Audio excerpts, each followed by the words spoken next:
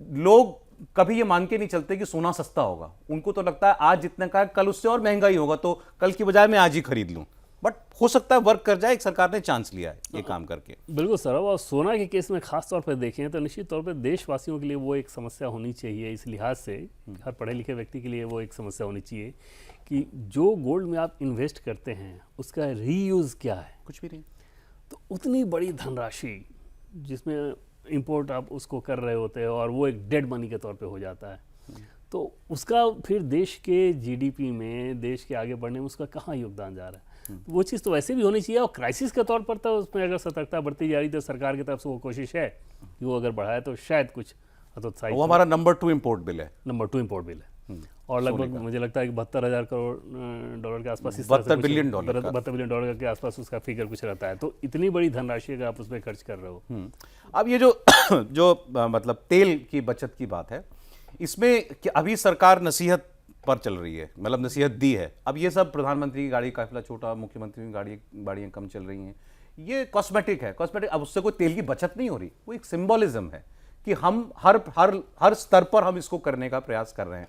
क्या एडवाइस से कुछ निर्देश पर सरकार जाने के बारे में सोच रही है? भाई आईटी सेक्टर को कहो कि वर्क फ्रॉम होम करा ले, स्कूल यूनिवर्सिटीज़ जो हैं कैंपसेस, उनको ऑनलाइन कैंपस कर दिया जाए। देखिए, इसमें सबसे बड़ी चीज़ जो पीएम के अप्रोच को अगर सौरभ आप देखें, उस पैटर्न को देखें, तो आपको समझ में आ जाएगा कि इनका काम करने का तरीका क्या है।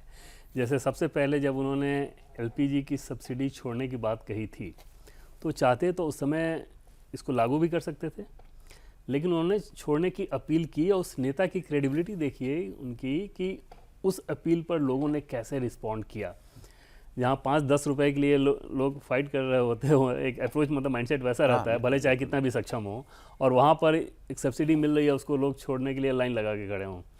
दूसरा, कोविड के समय आपने देखा, जैसे इस बात का मजाक भी उड़ाया जाता था, लेकिन समझिए उसके पीछे पीएम की चेतना क्या थी कि घंटी बजाने से कोविड ठीक नहीं होगा, लेकिन घंटी बजाने से सबको ये समझ में आएगा कि ये क्राइसिस आ गया है, या इस क्राइसिस के प्रति जो जो प्रिकॉशन लिए जाने चाहिए वो हमें लेना है, उसमें हमको लापरवाही नहीं बरतनी है। तो किसी चीज़ को जन आंदोलन से जोड़ देना वो पीएम को बखूबी मालूम है, और जन सहभागिता के बिना ऐसे बड़े काम होते नहीं। उसी कड़ी में आप ये भी देखें कि वो अपील के साथ साथ खुद एग्जाम्पल पेश करना, और पीएम को ये पता है कि इस पर लोग रिस्पॉन्ड करेंगे, लोगों को ये बात समझ में आएगी। कम से कम देश की बहुसंख्यक जो बड़ी आबादी जो है, बहुसंख्यक इन द सेंस की मेजॉरिटी ऑफ द कंट्री जो लोग होंगे जो ऐसे मामलों पे पहले भी रिस्पॉन्ड करते हैं ना, इस बार फिर से वो रिस्पॉन्ड करेंगे और उसका फ़र्क पड़ेगा। रह गई बात कि सरकार आगे क्या अभी जो एडवाइस कर रही है, वो आगे कोई दिशा निर्देश दे रही है, वो उस सिचुएशन के बारे में सर आप कह सकते हैं कि ये हाइपोथेटिकल ज़्यादा है, कि क्योंकि डे टू डे उस पर सब सारी चीज़ों का एनालिसिस हो रहा है। तो अभी सरकार में सभी मुख्यमंत्रियों से भी, मैंने कई सारे राज्यों के मुख्यमंत्रियों से भी मेरी बात हुई, वो बार बार इस बात को ये कह रहे हैं कि हम लोग एडवाइजरी के तौर पे इन सारी चीज़ों को फोकस कर रहे हैं, और हमें उम्मीद है कि लोग इसको उसी रूप में रिस्पॉन्ड करेंगे। ठीक है। अब ये खास तौर पर एनर्जी के केस में ये संकट कॉस्ट का ज़्यादा है या आपूर्ति का? आपूर्ति का तो अभी तो वैसी चीज़ नहीं है। हाँ, कॉस्ट वाला ज़्यादा है कि बर्डन वो पड़ रहा है, और अगर बर्डन पड़ रहा है तो अपने आप को आप कैसे और बेहतर तरीके से इस्तेमाल कर सकते हैं। जैसे मान लीजिए कि अगर पब्लिक कन्वेंस है और उसमें अगर आप गाड़ी छोड़ के उसका इस्तेमाल कर लें, तो इससे आपके किसी भी चीज़ पे कोई फ़र्क नहीं पड़ता सिवाय थोड़ी बहुत असुविधा के।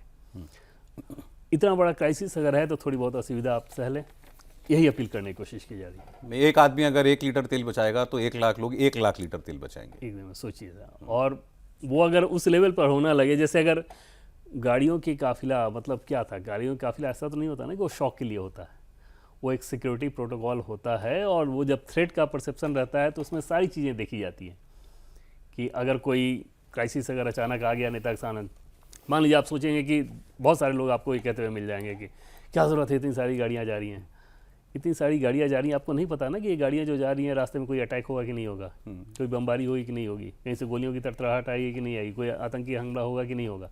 तो उन सारी चीज़ों के हिसाब से सिक्योरिटी प्रोटोकॉल उन सब चीज़ की तैयारी करती है। क्योंकि अभी क्राइसिस आ गया है तो आपको अलग तरीके से उसको हैंडल करना है, और उसी काम को किया जा रहा है। एक्चुअली बात कर लेते हैं ये, क्योंकि आपको तो पता होगा कि वो गाड़ियां जो होती है, हर गाड़ी का एक पर्पस होता होगा पूरा। भाई। जैसे एक गाड़ी रिप्लेसमेंट व्हीकल कहा जाता है। भाई वीआईपी की गाड़ी खराब होगी तो क्या करेगा वो? इंतजार तो नहीं किया जाएगा, उसकी एक स्पेयर गाड़ी चल रही है, एग्जैक्टली एक सिक्योरिटी की स्पेयर गाड़ी चल रही होगी। अब जैसे भाई वीआईपी की गाड़ी जो है, ठीक वही गाड़ी, उसी तरह की गाड़ी पीछे एक चल रही होती है। मान लीजिए कि उस तरह का जेट प्लस सिक्योरिटी का व्यक्ति, उस तरह का वीआईपी अगर अचानक सड़क पे गाड़ी ख़राब हो जाए, तो गाड़ी ख़राब होगा तो क्या गाड़ी में बैठ रहेंगे या गाड़ी से उतर के वेट करेंगे कि गाड़ी को मैकेनिक बुलाया जाए, ये ठीक किया जाए, या दूसरी गाड़ी बुलाएं? क्या दूसरी गाड़ी बुलाएं? और उसमें सिक्योरिटी के लिए आप कितना बड़ा चैलेंज पेश कर रहे हैं।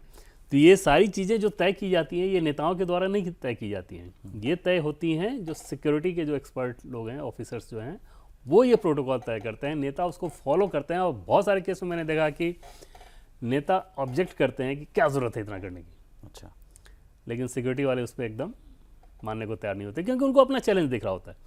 सौरभ, यहाँ तक होता है कि जैसे अगर कोई पब्लिक इवेंट हो रहा है, कोई रैली हो रही है, तो सिक्योरिटी प्रोटोकॉल में इस बात का भी आकलन किया जाता है कि अगर यहाँ पर फायर लग गया, आग लग गई, तो सिर्फ ये नहीं देखा जाएगा कि आग लगने की स्थिति में कितने एग्जिट गेट होने चाहिए, फायर ब्रिगेड कहाँ होना चाहिए, क्या तैयारी होनी चाहिए।